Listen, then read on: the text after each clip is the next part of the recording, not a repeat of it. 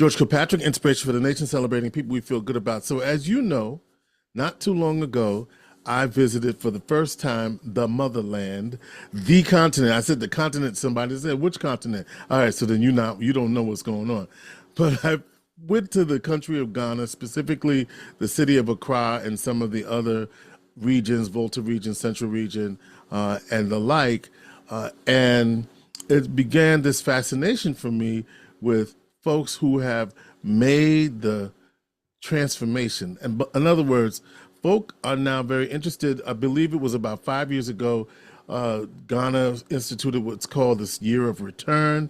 And for some folks, and then I think there's something about citizenship, dual citizenship. If you do that, all of the above. All right. So let's talk to some folks that actually did go over to Ghana and actually move, especially during a time like this. I'm so pleased to welcome Keachia Bowers, the founder of Movements for Change, where she transforms lives one soul at a time. Now, interestingly enough, Keachia and her family had a vision, and that vision was executed. We'll talk about that, why they had that vision. But her vision has transformed into serving thousands of people from Ghana, West Africa to Jamaica and within the United States. She also has a healing sanctuary called, what's the name of the business, the healing business? Well, Movements for Change is where I focus a lot on emotional wellness, but Yeah. Akoma Healing Arts was about healing racial trauma, and we host tours. So we bring folks from the diaspora to Ghana through our tour, our healing tour experience here in Ghana. For some reason, I didn't put that in my my thing here. So Akoma okay. Healing Arts, and we'll talk about what you do and how you do it, and the like. You have a master's in social work. You're a level 3 Reiki master teacher, and you received your degree from Florida Atlantic. But I love this quote, that you continue to learn in the University of Life. And Keachia and I have connected.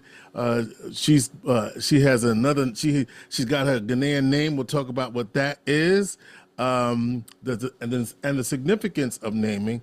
But so there's so much on the table we're going to get to. We'll cover it all. But let's start with your journey to Ghana began as a family, as a vision.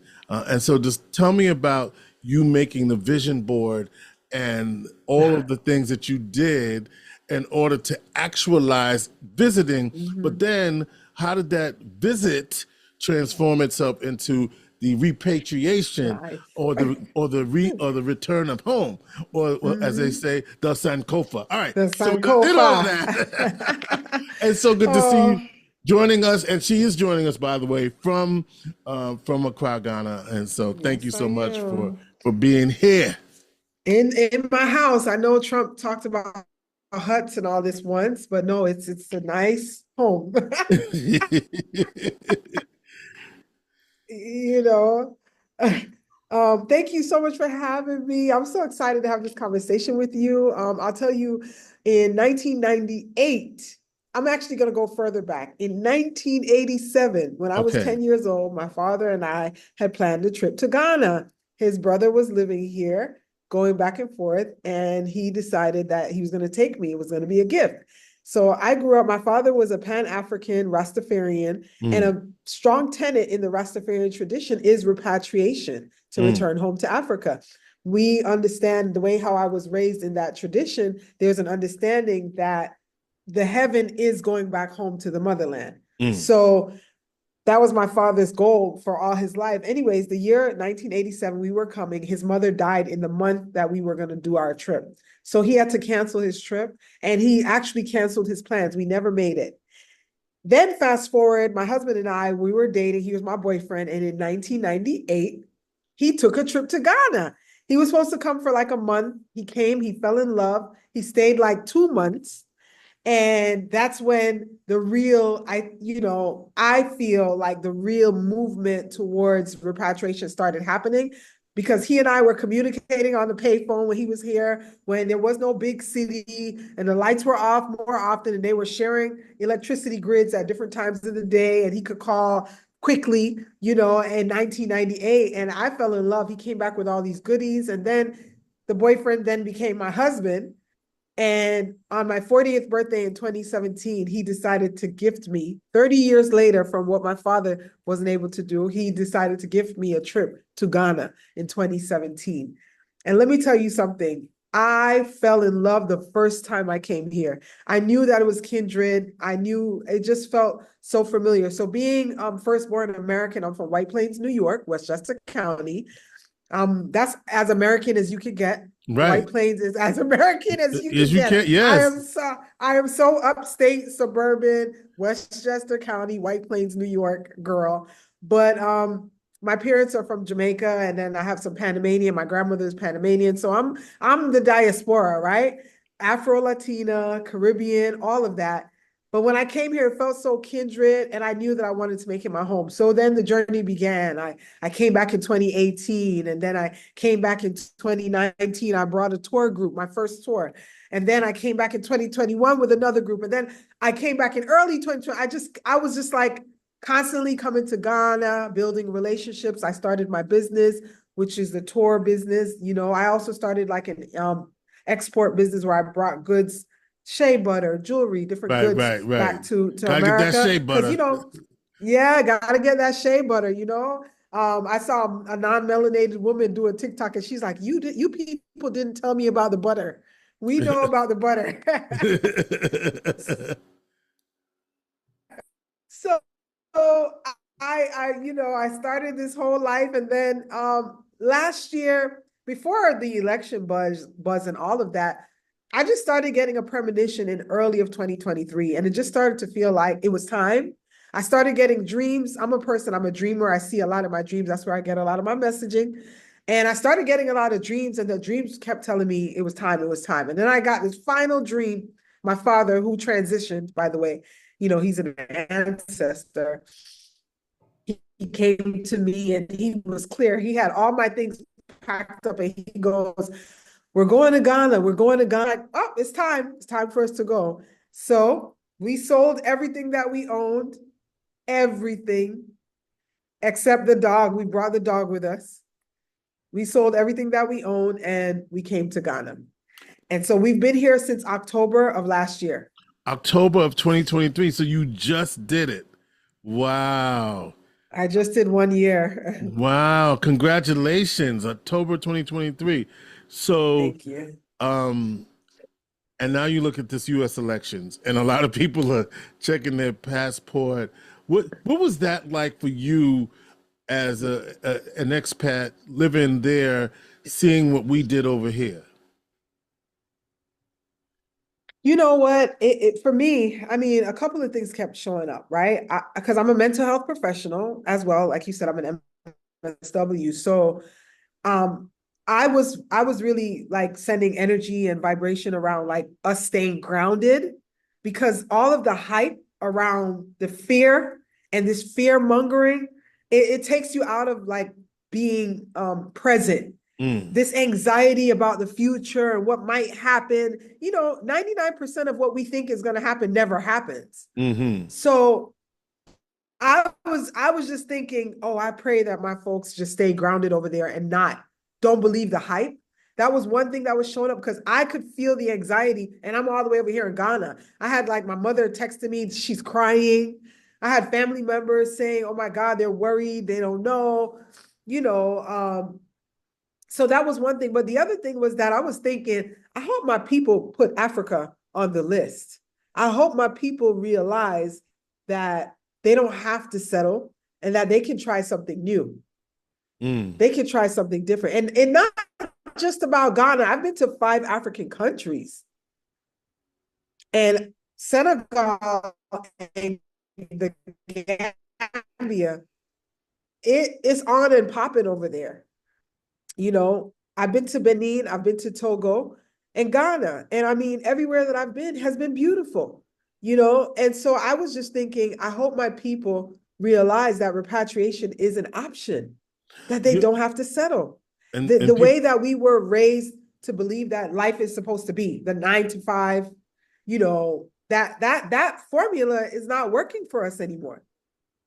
And when you talk about Benin and Togo, people should know that those countries are right next to Ghana, right between Ghana and Nigeria, right? There you go, Benin and Togo, and Yes, and then yes, it is. Senegal on the Yes, other it is. side. You could So drive. I drove straight to Benin and Togo. really, really, and Yeah. we're gonna talk about the roads in a minute, but we're gonna Oh, talk about all the good stuff, but then we're gonna talk about what we gotta, what you the have to like, challenges. Yeah, the yeah. challenges, You because the do. roads is You one do. thing. It's just, so I had the experience, and I'm really fascinated to talk to you about this, of centering my visit was in Ghana. I'm sorry, in Accra, right, the capital city. We were our total trip time was like 17 days. And so part of that visit meant we went to the central region, which is where the Elmina Castle and the Cape Coast and other castles along that coast. And then we also went to the Volta region, Volta Lake, and the Mepe Festival up there. And then we spent some time within the city in some of the various neighborhoods throughout the city. And so we had a really urban experience, more than we would have expected. And Yeah. so it was, and we had that experience because in Syracuse, where I'm based, we have a friend who also has a place in Ghana, so he's back and forth, and another Mhm. friend who has a tour who lives in Canada. So we were on that kind of a tour. So it wasn't like from the bus getting off and just driving through. We were in the mix, right? We went to the Mm. now I can't think of all the names of these markets, but we went to the You went markets to, in. Macola. You went to Yes, Macola yes, yes, Market. yes. You went Thank to you. Macola. That's where we take everyone. It's Right. huge. Went to McCullough They did that Market. Super Bowl commercial there. I don't remember that. Oh, yes, you got to see the Super Bowl commercial. It was in the market. Yeah, so we went to Because the McCullough, athlete who plays football, the NFL player, yeah, and who's there's from another Ghana. market that begins with a K. Help me out with the K. I don't know if you went to Kumasi. We didn't go to No. Kumasi. We didn't go up there at all. But in Okay. Accra, there's another market that begins with a K. I can't think of it, but Oh, okay. I don't know what it is. But Well, anyway, there's a lot. There's the crafts market yeah, we in went to that. Accra. Yep, we did Yeah, that. by Kwame Nkrumah Mausoleum. Yes, And there's yes, yes. Macola Market. Yeah. Yes, Uh-huh. we did that. And there's another one I can't think of it. But so we went through there, and just a great experience. So when you thought about actually making the move, what were the things you wish you had known before doing that? Oh, oh my gosh. First of all, I wish that I knew that where I was moving to, that my water supply was not going to be regular and that I had to find a way to buy water to fill the tank. Because, when you're not here and you talk to people, it's nothing like touching the ground. Right, And a lot of what I wish I had known, I don't think there was any way that I could have known it. right. You really got to touch the ground and go through it. And that's like your initiation. Mm-hmm. I wish that I knew that driving on the Aflau Road or on certain busy streets at certain times, they're going to snatch your phone or anything in your car. So that I've had that experience. I wish that I had known that, people aren't always happy about diasporans being here, that they sometimes give you an attitude, that they sometimes feel like you're coming in on their territory, that they sometimes are angry at you. These were things that I never really paid attention to and thought that it would be an issue. When you were coming You back and know, forth, right? Yeah. the whole back and forth thing is cute because you come for 10 days. The Yeah. longest that I had been here before was 6 weeks. Uh-huh. And I wish that I knew that the internet, got mad unstable at certain times, and that because I operate my business online. Someone, they claimed there was a pipe that was hit underground and we were out of internet for 5 weeks. Then that's your business. No access. And that was my whole business. That was my business. I had to find, there was one European man with a internet cafe here that had a satellite. So after that, guess who's in here now setting up shop? Elon Musk. He's here with his Starlink, his satellite internet service. So that opened up a gateway for him. So he's here on the continent. Microsoft's main office is here in Ghana. Google main office is here in Ghana. If there was total poverty here, these places would not be setting up shop. Elon Musk would not have his internet service here at all. What's it like then for you to be, and you talked about as a U.S. citizen, and how has that influenced your experience of Ghana? Because, you know, I'm you and now a I would have Ghanaian citizen too. you are Ghanaian. I didn't tell you this, but I literally just got my citizenship. I'm doing this ceremony. The swearing in ceremony is happening next week. Oh, congratulations. Thank you. So you will have a Ghanaian passport. You're going to be good. Yes, I do. I got a Ghanaian driver's license. I'm totally Ghanaian, naturalized citizen. All right. So I have dual citizenship, you know? Amen. And so what was that decision like for you, and how you navigate that? Okay, in Ghana, you can become a citizen in different ways. You can either marry a Ghanaian, right? Or you get naturalized, right? They always say that the only way you could get naturalized is if you have a business here, you buy land, or you have been in the country back and forth for 5 years or more. Now, honestly, all three of them apply to me. I have an NGO, which is like equivalent to a nonprofit. I bought land here, and I've been coming to the country over a 5-year period. But no one ever told you like what you're supposed to do. So I was just here, a part of the whole conversation. How do you get citizenship? What do you do? Nobody knows. Nobody knows. Until one day I got a phone call from a very good friend who has been here for 4 years, and he has a business and very stable here. He says, listen, there's a list going around. I said, a list? He said, yep, there's a list. Now, this is one of my challenges, which is why I'm so glad that I got my citizenship, because now I'm on the other end, and I plan to be heavily involved with helping others. I don't like this idea that there's a list, because where's the list? And are people gatekeeping? Because I didn't know about the list. Thankfully, I had a friend who was like, there's a list, we got to get you on the list. I'm like, the list? Please put my name on the list. The list was circulating. I didn't know how or what was supposed to happen. And then one day I get a call like, today is the day. They're going to close it out. If you don't go to do your police report and your fingerprints, you're not going to get in. I'm like, what? How much money? What do I have to do? Anyways, I ended up doing whatever he told me to do. And I got in, and before I knew it, I was doing my oath and making an oath to be a good citizen of Ghana. Before I knew it, I was at the ministry, doing all these things. And now I'm going to be doing the swearing in.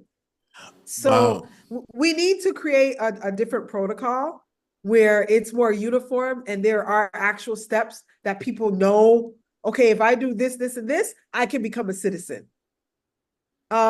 Every other year since the year of return, they have been giving citizenship. This year, there's 500 of us. Wow. Okay, so it's a mass. It's like a mass inclusion. It's not like 1 or 2 people. They don't do it. It's not like 4 people, 5 people. There are 500 of us. I believe the first time they did it, there was 200. I believe the second time they did it, there was about 400. So it keeps getting higher and higher, right? So when you going back to when you got there, you bought land. Are you living on the land that you purchased? I'm not. That land that I purchased, it was a collective purchase by a group of us, diasporans. Yes. Mm-hmm. And it's an investment property that we're actually selling. Right. Beautiful property in Prum Prum, New Ningo, Prum Prum. It has, it's near the ocean. And so that was an investment property that we collectively bought together. So I'm not living on that property right now. I live in a rental community. Now, is it true that that you have to pay your rent for the entire time of your lease? Talk to me about that. You do. Okay, so you definitely have to pay your rent. Now, my friend who lives in a lovely 6-bedroom mini mansion, $200 a month. So 2 times 12, she paid $2,400 for the year. I myself, I live in a gated community, brand new. My home is 2 months old. And again, very low rent. So for us, the market is amazing because if you're bringing US dollars in, you can afford it. The only people who, when you talk about upper working class Ghanaians are in these communities as well, but the day-to-day working person can't afford to live like this. Okay. And so that's right. And so if you expect to make the same money, think about the work, right? How do you, the cost, like, do you have children? I have children. My children attend school and they're in programs. They dance.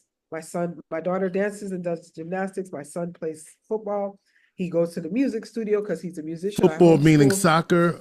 Soccer, yes. I wasn't correct. I was like, let me make sure I got that right. Football meaning soccer. Yeah. They're in programs. So, and this is another reason why, being here for me has been amazing. Because I couldn't afford the lifestyle in America, to be honest. I couldn't afford it. Inflation, the way how things were going, it was just ridiculous. What I paid a month for my daughter to do gymnastics in America is what I paid for the year here. And she's even more exposed. Like, she recently performed at the French ambassador's residence. They had an event. The president of the country was at the table with her sitting, eating, so her exposure is high. She's, but I'm not paying $3,600 a year for gymnastics, $4,000 a year. You know what I mean? I'm paying $400 a year, $500 a year. It's not so, but you do have to have a source. Most of the diasporans that tell me that they have a wonderful experience living here is because they come with their pension or their retirement. Okay. A lot of people either do an early retirement or they have some kind of pension and then they come and they live on that. Because if you're a single person, especially, $1,000 a month is a lot of money. The average Ghanaian doesn't even make $100 a month. The average. The average. You said $100 a month is 1,600 of their dollars, 1,600 CDs. That's like, when we talk about, that's unfortunately, that's an income here. What was the biggest cultural difference that you noticed, or perception, that's when you first came? Oh, let me tell you what blew me away. I got invited to my neighbor's, her husband passed away. She invited us to his, they celebrate life and death fully. Ghanaians love to party and they know how to have a good party. But I went and I was like, do I need to buy something? Do I need to bring a gift? Should I be bringing food? Because in America, you don't go to right. and go with nothing in your hand. And she was actually offended. She said, no. And when you leave, they pack you up with food and the party favors and the gift. They truly embody a culture around community and communal living, which is the African way. I think in a lot of our Black cultures, especially down South, in our, Black cultures, we have that about us. Right. My family in White Plains, New York, we were like that. I mean, you sitting on the porch doing somebody's hair. You running out of sugar, you go next door, you ask for some sugar, I think that, through the progress of time and individualism, I think that we've lost that a bit and we've changed, but they haven't changed. They keep a lot of their traditions. The other thing that kind of blew me away here, even though it is a practice in Jamaica where my family is from, it's the skin bleaching. Oh. It's really, really, really dominant here. Men and women alike. Everyone is like your complexion now. And the colonial mindset there's nothing. It's set in. The white Jesus is everywhere, though. The white Jesus is everywhere. I mean, even, the white Jesus is everywhere. And that was one of the things that was striking. Is very Christian dominated, at least in terms of my just anecdotally, I saw a lot of religious Christian symbolism. Many of the taxi cab companies all have some With the sort white of Jesus. yes, yes, Yeah. yes, yes. If you were to present a black Jesus, would that be considered blasphemous over there? I'll tell you what my taxi driver told me the other day. He said, because I said, why do you have a white Jesus? What is this? And he says, I would never argue with the white man. He gave me Jesus. I can't, I can't argue that this is a lie. He said they freed us and gave us Jesus. I cannot argue with them. This is what they gave to us, so we have to accept it. Those were his Wow. exact words. He said, who am I? He said, when Christmas comes and Easter comes and we look at the TV, all of the pictures that we see are of white people. He said, so when I think of heaven, I just think of all of these white people. And These were his exact words.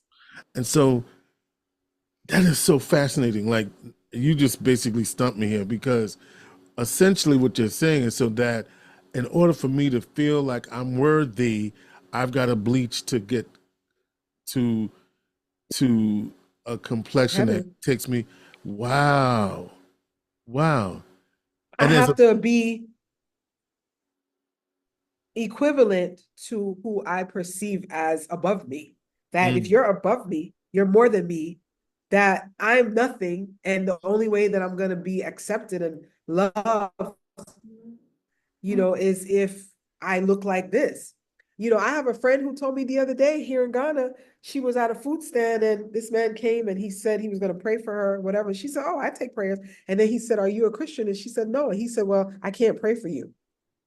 mm, mm.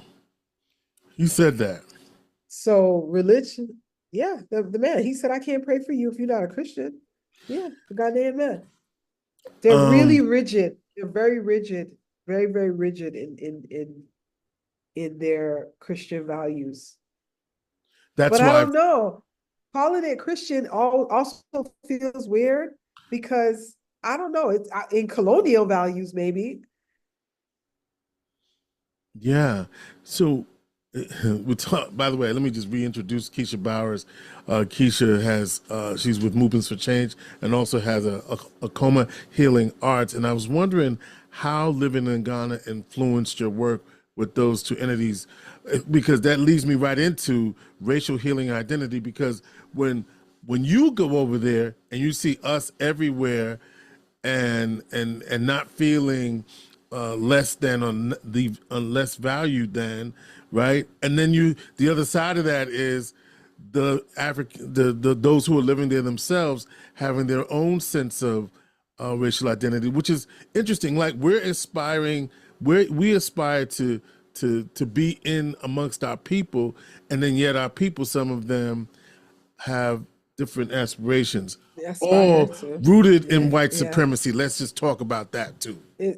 Yes, yes, it's rooted in white supremacy. So I was invited to speak. A celebrity, a musician here, Ochayame Kwame. He's very well known. He's like the Jay-Z of music, Hmm. like I was a keynote speaker. He had a Sankofa Wellness event back in May, and when I got up, I started talking about trauma. And I started talking about colonization and British colonial rule because, the British, they colonized Ghana. How do you know who colonized a country? It's by the language that they speak. So Right. English is the dominant language here, right? When I went to Benin and Togo, they spoke French because they were colonized by France. Same as Senegal. But then I went to Gambia and they spoke English because the British also colonized Gambia.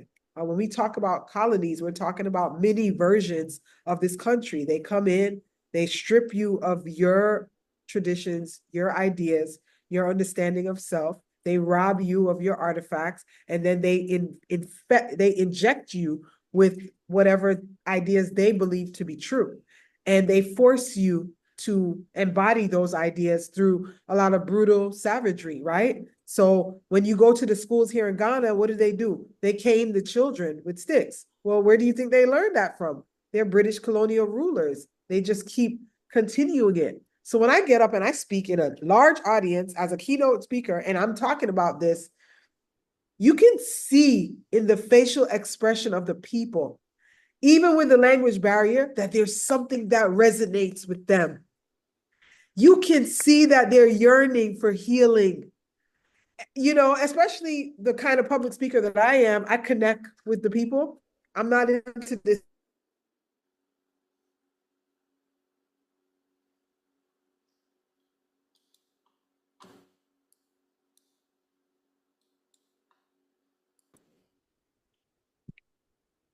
So the kind of speaker that I am close up in your face. I'm not like standing on the stage and, away. And what I saw when I looked in their eyes was that the message resonated with them, that they felt it. And when I was done speaking and I put the mic down, these people were lined up asking for my number, asking how they can speak to me again, telling me all kinds of stuff. This one lady said she got beat so much, and that one person said he wanted to kill himself, and but because of the shame that is going to be imparted on him, he said he doesn't believe suicide is an issue in Ghana because you will shame your family, and there's such a strong emphasis on not shaming your family. You understand? So although it appears to be difficult, and although it's hard, you would imagine that would be hard, but for some reason, when you stand before them and you're coming from a very pure place and your message is clear, there's something that says to them, I don't know, maybe I need to check in with myself. And so you've found that you've been able to sustain and build a business over this last year? So my business is still registered in the United States. It is not like registered in Ghana at all. So a lot of what I've done, like getting out and speaking, that aspect of my work has just been like me putting myself out there. But I'm a whole citizen now. Right. So that changes everything. So stay tuned because it's about to be registered. Okay. It's about to be registered and, set up here. What? I feel some type of way because there is a political party here. And my business is Movements for Change. If you look at my logo and all that, there's a butterfly. There's a whole political party here in Ghana, Movement for Change without the S. Mine has an S. And I was like, now these folks gonna make me have to come up with a whole new name because I don't want to be associated with a political party, but they do. They have the butterfly and Movement for Change. And I was like, oh my gosh. So obviously living in Ghana is different than living in the US. And so you when you got your name changed, Ajua, which means born on Monday, what was that like for you? Oh, that was beautiful. I did that at a ceremony in 2017, and then again in 2021, I did it in the Kumasi region, which was a little bit different, more traditional, where they wash your feet and but it felt like a Sankofa. It really felt like a returning to myself, a returning to a part of myself. Because for me, growing up, I always felt connected. As long as I've known myself, I've seen myself as an African all my life. All your life. Coming from White Plains, New York, then moved to South Florida, went to Miami. I still always just saw myself as an African. But I mean, I will accredit that to my father, who was a Pan-Africanist. Yes. So, my father would always say, you can't plant peas and expect corn. Okay. That was one of his favorite quotes. Yeah, he said, you can't plant peas and expect corn, And so the seed that he planted in me at a very young age, when I was about 5 years old, one Christmas, my father, he was an auto body mechanic, and he went to work and his boss gave him a doll for me as my Christmas gift, and it was a white doll. And I'll never, ever, ever forget, my father sanded that doll down and painted her black. I'm black like your shirt. Okay. And everybody laughed at him and they thought it was so comical that he did that. But it was important to him. That was a very big deal to my father, that I never, ever, ever held a doll that didn't look like myself. Mm. And it was in those small seeds that he planted. You know, when you plant a seed, think about a mango tree. When you plant one seed, how many mangoes does that tree bear? Right, right. Plenty, right? And so what you're witnessing is the fulfillment of those seeds that my father planted in me. And it'll constantly just keep bearing fruit. It won't, my children have been to 3 African countries. They live here in Ghana. They too have received their Ghanaian names. It's just going to continue. You know, when you talked about going to the Kumasi region and more traditional, I had the same.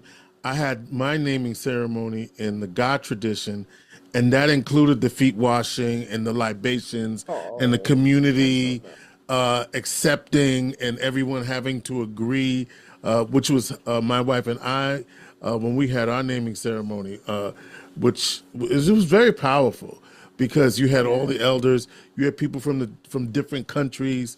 It wasn't just a couple of folks; it was like a whole everyone, a community. What has been some of the most rewarding and then most challenging aspects of living there? And then also, well, let me go back. Forget that question. That I'll get to that later. For those who are considering moving there, and especially now, a lot of people are having that conversation.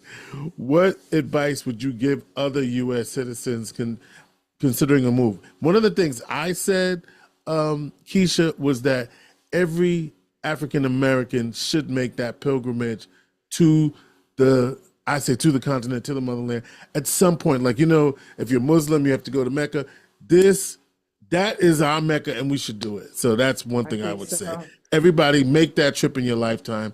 It is just something that I know fed my soul, and we felt we were home. So what's the advice you would give for folks who are thinking about repatriating, and what that has meant for you? Yeah, I agree with you. I'm going to jump on that you should come and you should visit the dungeons. Yes. I call them the war chambers. Visit these war chambers. Go feel your ancestors. You will hear their cries when you walk through those doors. You will hear them. You will feel them. There are some people who are trying to erase the history. Right now in American schools, we all know that the textbooks that are made for the entire nation come out of Texas. And we know Juneteenth, we know what Texas is about, right? They were the last to free Africans out of slavery in America, the last, right? So we know that these textbooks are lying. So come and see for yourself. Come and experience it. That's my number one. If you're thinking about moving here, though, and you really, really have a drive and a heart desire to come and make Africa your home, Ghana in particular, I'm going to tell you to have a plan, because it will get sticky. It will get sticky. If you don't have a financial plan for yourself or money that you can just, because the exchange is so quote unquote beautiful, right? Right now it's 1 to 16.2. We tend to take it for granted. You know what I mean? I just bought an outfit for myself, a nice dress made for $6.50, which is 100 CDs. That's $6.50. I just got a massage for 200 CDs. That's $12. I go to do my feet and I think I paid $5. Right? So it's easy to believe, oh, I have the money. Let me do this. I eat out for my family of 4 and it's $20 at a nice restaurant. Where in America, we're talking $80, $100, right? Here, nice restaurant, really, really nice upscale. Okay, $50, $60. In America, $200, right? So it's easy to get swept in and believe in that hype that, oh, this is so cheap. Let me do this. No, you can't live like that. Not only that, they will make you believe that as well. I just had somebody make my bed, and I said to the man, listen, I'm going to pay a deposit and I'm going to work and hustle up the rest of the money to pay you the rest. And he said, you already have that money in the bank. You came here with it. That's what he told me. Oh, Okay. And I said to him, don't look at me with my melanated skin and say that to me. You say that to one of them white folks. I said, don't look at me and say that. I work hard for every dollar that I have. I didn't come here with nothing. Mm-hmm. I said, don't do that. I said, I'm your sister. Don't talk to me like that. I don't have nothing for you to take from me. Mm. He told me I had it in the bank. Okay. I was like, oh my um, you've been there a year. And you've been there several times over the years. What are the challenges that you didn't expect that you would experience there?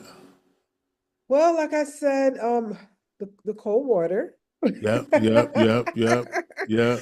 I would tell you the truth. I knew that depending on your setup, the water might be cold, but I just didn't think it was so prevalent, like that you had to get a hot water heater and get it set up. And so, like where I live, I just moved to my home in September Right. from where I was living before, and I had hot water where I was. I had a hot water heater, but now I don't.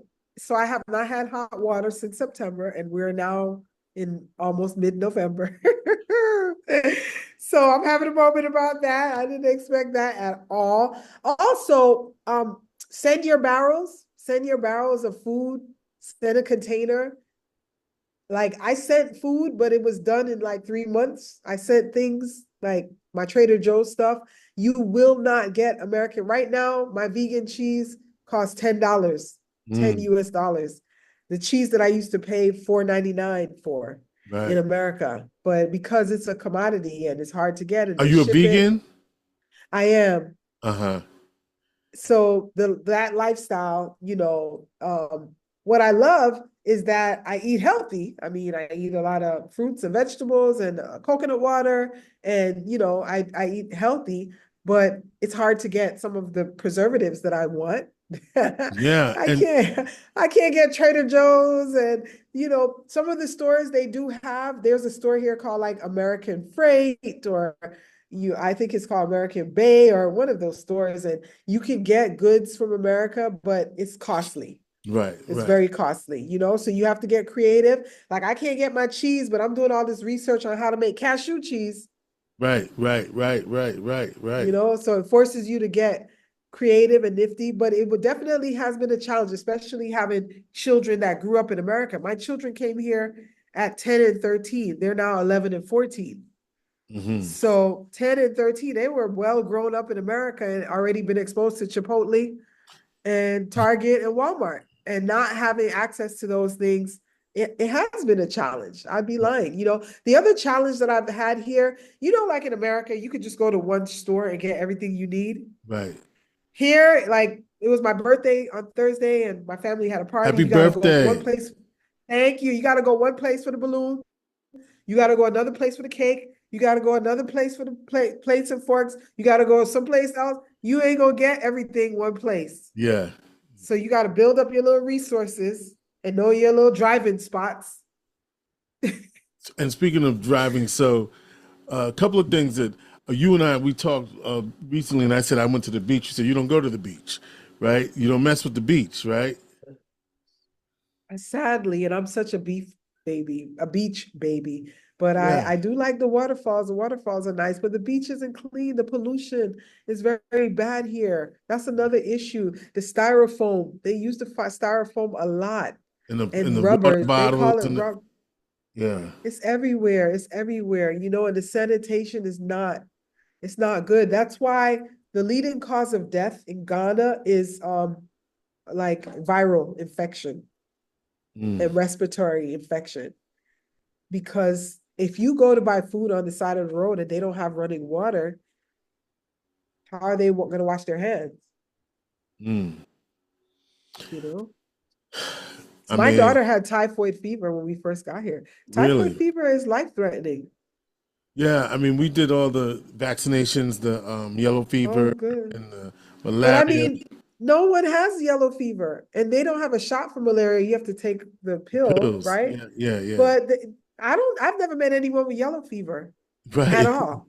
I've never heard of a case of yellow fever in Ghana in all my time coming here, ever. So So why are they forcing people to get that vaccine? Which you can exempt it. There are other measures. My yes, children, they don't have it. However, typhoid fever is here. Malaria is here. Dengue fever is here. You got to be careful. I tell people, do not brush your teeth with the pipe water. Brush your teeth with bottled water if you're just a visitor.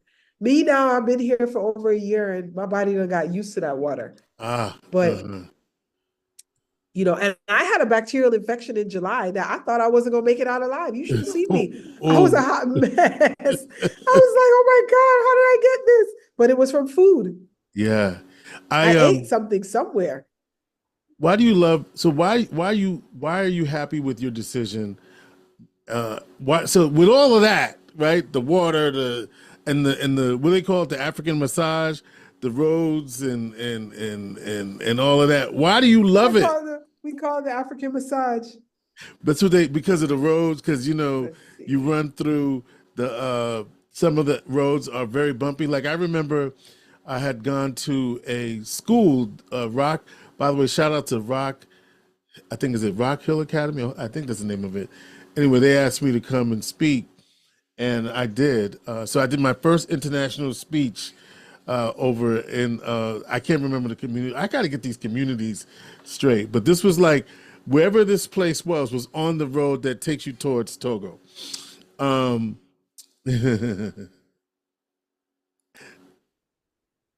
so I wondered about the roads. Yeah, the roads and dealing with that. And the internet. Yes. Yeah. But like I guess I asked and I said to my wife, I said, you go through the market and you see many of the families, everything is outside. That was another thing that I like from at least in Accra, nothing was like completely enclosed. Everything seemed to be inside and outside. Even we went to the clubs in is it Osu? What's the name? Osu? Is that the name of the Osu? Yeah. Osu? Oh yeah. Once you said clubs. Right. No, it's Osu. Oh, Oxford Street, right? In Accra. So yeah. I wondered about Oxford Avenue, yes. Yeah. We went over there. So we got around a little bit. We went to 233, the club. Yeah, just I think I was asking, why do you love it, given all that? I mean, I love it because when I wake up in the morning, my neighbor is out greeting me. My daughter was knocking on my neighbor's door and running because she thought it was funny. And my neighbor handled her. Okay? Okay. And my daughter came home and she was crying. And I walked over to talk to my neighbor about it. And my neighbor goes, oh, Auntie had to talk to her. Auntie had to let her know. Auntie might have to be stern, but Auntie had to let her know. My children called the neighbor Auntie. I love it because we drove a route yesterday. My husband and I, we had to pick something up from another area that we haven't been to in a while. And there's a guy who's always out there. He's a vendor. He's always selling his stuff. And he said, oh my God, Daddy, I'm so happy to see you. Where have you been? I haven't seen you. He took out a gift out of his little pack of stuff that he's selling. And he said, this is for you. You don't give me anything. I want you to keep this. I'm so happy to see you and the Queen. I love you. I love you. I'm here. I love that life. I love that I'm not trying to jump in my car and just wind up the windows and not speak to the people in my environment.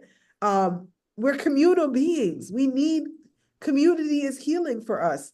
And this lifestyle that America has created around individualism, capitalism, sexism, racism, all these issues, it doesn't work for our immune system. Yeah. They definitely all of this self-suppression that we're going through. Yeah. Autoimmune disease. No. The only challenge that I see in Ghana is they still are not open and accepting of LGBTQ. That's a big thing. It's illegal. in that country. What are your thoughts about that? Yeah.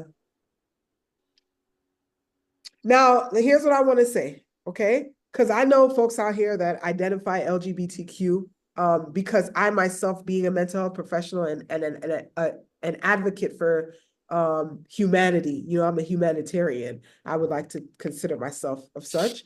So that doesn't bother me. But folks are out here living their life, to be honest. Do they frown upon it? Yeah. Do they, but they're not like out here dying because that's what they chose, or it's not. The government was trying to issue a law recently to make homosexuality illegal.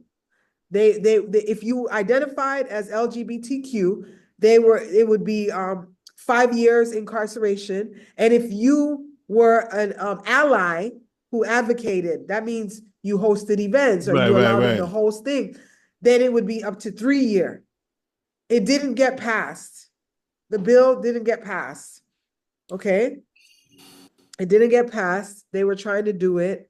Kamala Harris came here and that was her crying call here. She talked about the LGBTQ agenda, and then there you have people who are saying, well, why are they coming to Africa and pushing that?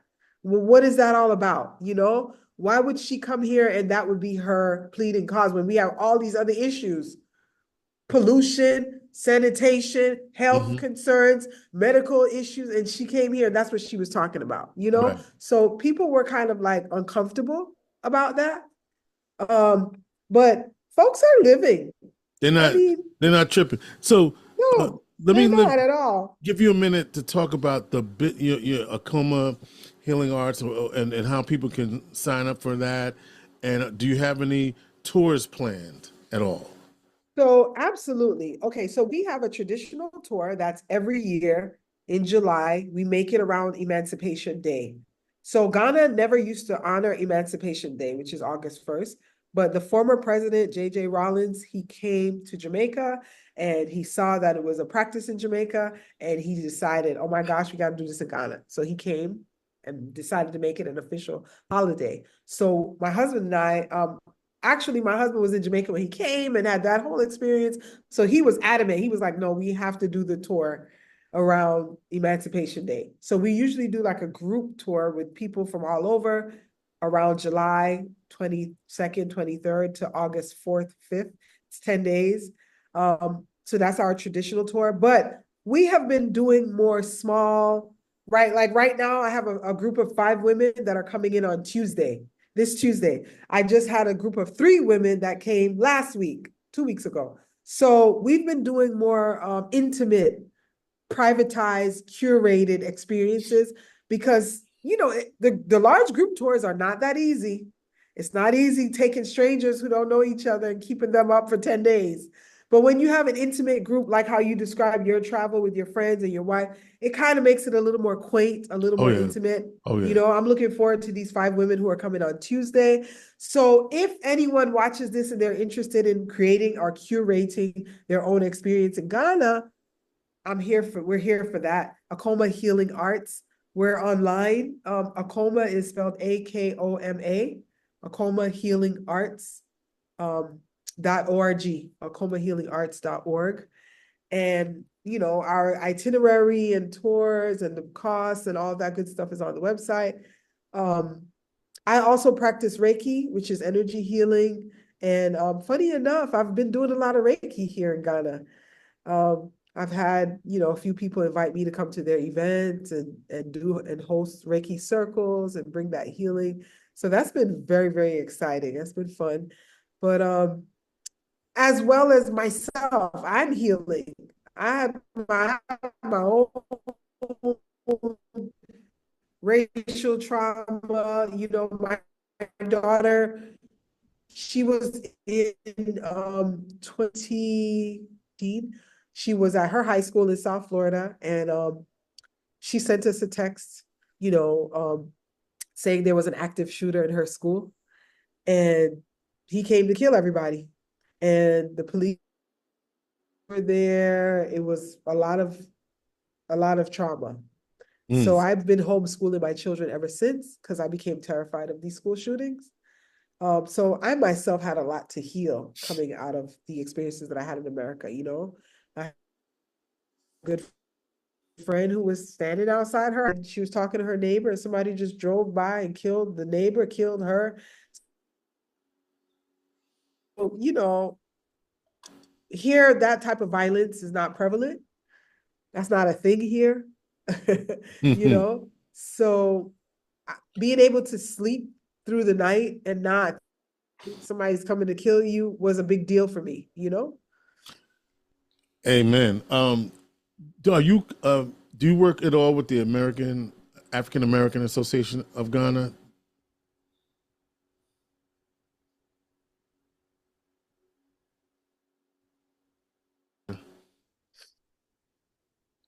Oh, Go ahead. so I'm a member of the Ghanaian Caribbean Association, and we collaborate with the AAAG, the African American Association of Ghana. We're really trying to remove these lines and these men unite. So the president of the AAAG and the president of the Ghanaian Caribbean Association, they're both my friends. And we like the swearing in ceremony, the AAAG, they're hosting a gathering and they've invited all of us to be a part of it. I'll be there celebrating with them, you know. So in that sense, I work with them very closely. Yeah. So suffice it to say, as an expat living in Ghana, you good with that? You good with that?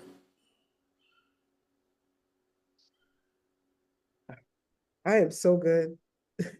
I'm so good. Honestly, I really, really love it. I really love it. I mean, I guess one more thing I wanted to ask you about. What are the misconceptions about Ghana and Africa that you wish more people understood? please understand that you can buy land at an affordable price and the houses are amazing. And, you know, I had a tour traveler ask me if they had towels in the hotel. Um, yes, they have towels everywhere. You can get everything here that's anywhere else in the world. That's a misconception that, you know, I just think so many people come here thinking because it's Africa, because the media has pushed so much propaganda about Africa and poverty. I don't know. Well, I do know. Let me say that it is by design. They want us to stay away. There's more resources here, which is why all of these colonial powers have been in here and they don't want to leave. Do you see what's happening in Burkina Faso? They're pissed because what did they do? They ended French. They pushed out all of their French curriculum out of the schools. They pushed out the language. They are trying to reclaim what we have is good, okay? And we have access to everything. There are G-class Benz out here. There's Porsches and Jaguars and Range Rovers, Mercedes. I've seen it all. Maserati. Come on, I've seen it all. You know, and you can access any luxury that you'd like, you know, in these spaces, even more. Because my ability to go and get a massage twice a month, it was my birthday. I just stayed at Pedro Assi Valley Resort, which is a 5-star stay. I couldn't do that when I was in America. I couldn't afford it. So, you know, the resources are here. That misconception that there's nothing but poverty and people flies. You know, back in the day when I was growing up, they would show the kwashiorkor children with flies flying all over them, and that's not the truth about Africa. That's not the truth. The interesting thing is being a social worker. I was a social worker for many years. No, okay. My dog is having a moment. We can. Being a social worker for so many years in America, can you hear me? Yes, I can hear you. Oh, I've seen just the same kind of poverty. You know, I've seen the same kind of poverty. It's just hidden. When I tell people that I went to Africa to visit, they think about whether I was on a mission. I said, no, I just went to have a vacation. like it wasn't fathomable that I could actually go and relax and lay around and have, you know what I mean? It was a lot of people. Well, why did you go there? Like, what was it? Was there? Did you go to? Was it a mission? No, it wasn't. So, I guess I would say for you. They always think that it's missionary work, like a church. Yeah. No, I want to have fun, and I did. I went to Club 233. Do you know that club? Yeah. Absolutely. I went there on Wednesday night with the Lipstick Queens. So we had a good time. Listen, thank you, Keachia, for coming on and sharing the life of an expat living in Ghana. Many more happy years for you and your family. And the fact that your vision came true, I think is amazing. And so continued success. AkomaHealingArts.org, right? For more information on curating your own experience with Keachia and the family. And so thank you for sharing this time with me on this Ghanaian afternoon. And I tell you one other thing that surprised me was how early it gets dark in the summer. Yeah, so it was beautiful. It was beautiful. And it was such a presence. Thank you for your healing. Thank you for your healing journey. And again, for folk that are thinking about maybe I want to look for another place to live after these election results. Thank you. Consider Ghana. Consider it. Keachia, thank you so much.